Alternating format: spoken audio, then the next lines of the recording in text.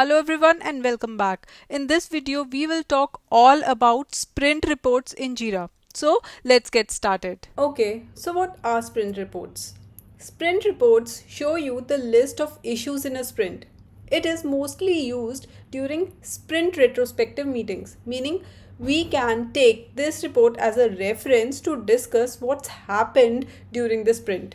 Now, currently, I am on the backlog page of my project in Jira, and to view the sprint report, what I have to do is on the left hand side of the screen I have to click on the reports. Here select sprint report. Okay, so this is the sprint report which is available for a sprint. Okay, now I can choose this report for a particular sprint because sprint reports are directly related to the sprint. So that's why I can choose the sprint for which I want this report. Okay, so now since we have pulled this report, let's learn more about this report. So on the x-axis we have the time which was allotted for the sprint. So here we can see the dates which are there. The gray section over here shows the holidays, and on the y-axis we see the story points, that is the estimation model which we have been using in our sprint. So if you are using the time tracking model and hourly based estimations, then on the y-axis you will see the hours. I'll show you that report as well, which has the hours on the y-axis. Now this gray line shows the linear progression of how your team should be performing during the sprint, but this red line shows the actual progression which has happened during the sprint. This report says that while you were starting the sprint, it was around 47 or 48 story points initially, and as we move forward in the sprint and towards the end, the team was able to complete all of them. Now if we scroll down, we can see in this report that how many total actual story points this team has started with. Then we can see other columns as well, which shows what all issues were part of the sprint. We have this key. If I want to go to that particular issue which was the part of this sprint, I can easily go.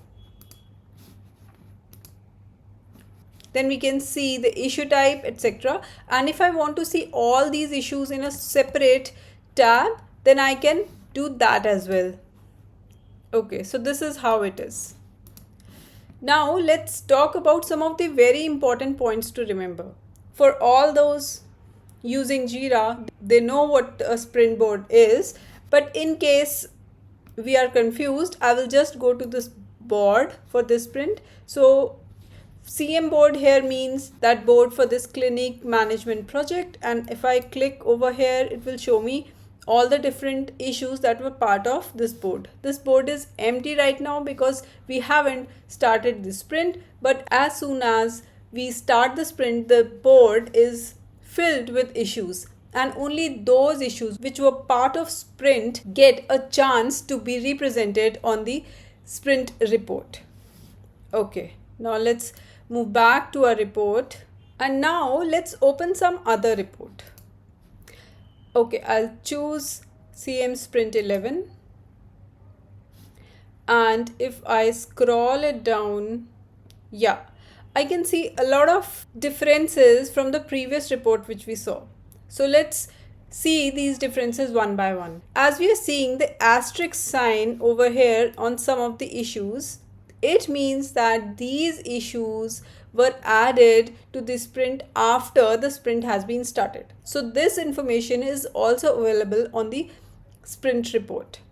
Then if we see over here, it shows 58 story points, which means that the estimate of the stories have been modified. So earlier the team started with 50 story points, but the estimates were revised and finally it was a total of 58 story points.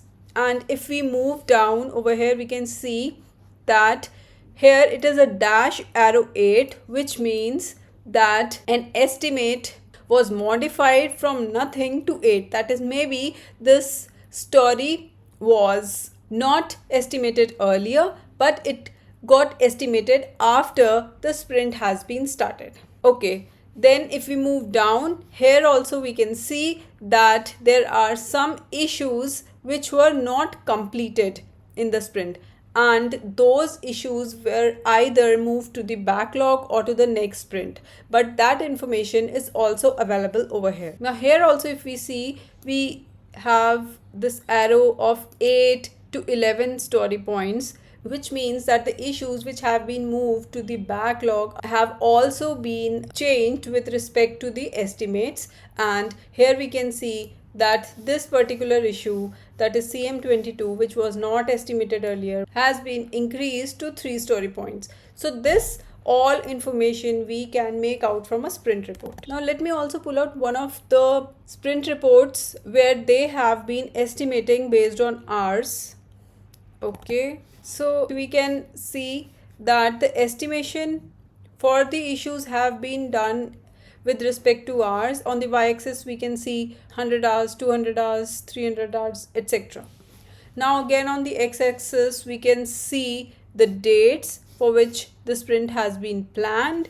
So in this kind of a sprint report, we have this green line which tells us from June 21, from that point of time, what time has been actually spent. That can be found out from this green line. The gray bars over here shows the holidays, and this red line shows that what is the actual time remaining. Now if we try to read the whole sprint report, it says that everything started from somewhere between 300 to 400 hours, and then the estimates were increased to 600 and then to nearly 700 hours, and then constantly, slowly they were decreasing when the team was working in the sprint. But the sprint was about to get completed during July 7, which was unfortunately not completed, and still the work had gone till July 12, and by July 12 also a lot of remaining hours was pending. So again, moving back to our report, one more thing which I wanted to show in this report is that if we see over here, linear progression is ending till March 22, which means that the sprint was about to close on March 22, but instead it got closed on April 25.